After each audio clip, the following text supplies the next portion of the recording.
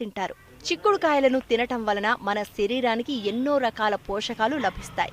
శీతాకాలంలో ఎక్కువగా చిక్కుడుకాయల పంట వస్తుంది. ఈ కాలంలో చిక్కుడుకాయను కూరగా చేసుకుని తింటే ఆరోగ్యపరంగా వచ్చే సమస్యలను తగ్గించుకోవచ్చని నిపుణులు చెప్తూ ఉంటారు. కడుపు చిక్కుడుకాయ రుచిలోనే కాదు, మన శరీరానికి పోషకాలను అందించడంలో కూడా ప్రముఖ పాత్ర వహిస్తుంది. దీనిలో ఐరన్, మెగ్నీషియం, ఫాస్ఫరస్, జింక్ వంటి ఖనిజాలుంటాయి.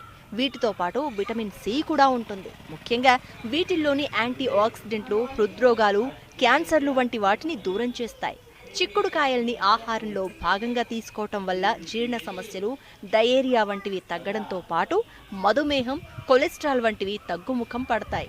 చిక్కుడుకాయలు తినడం వల్ల ఆకలి బాగా తగ్గుతుందట. ఫలితంగా బరువు తగ్గాలనుకునే వారికి చిక్కుడుకాయలు మంచి ఔషధంలా పనిచేస్తాయి. ఈ కాయల్లోని విటమిన్ బి1 మెదడు పనితీరులో అత్యంత కీలకమైన ఎసిటైల్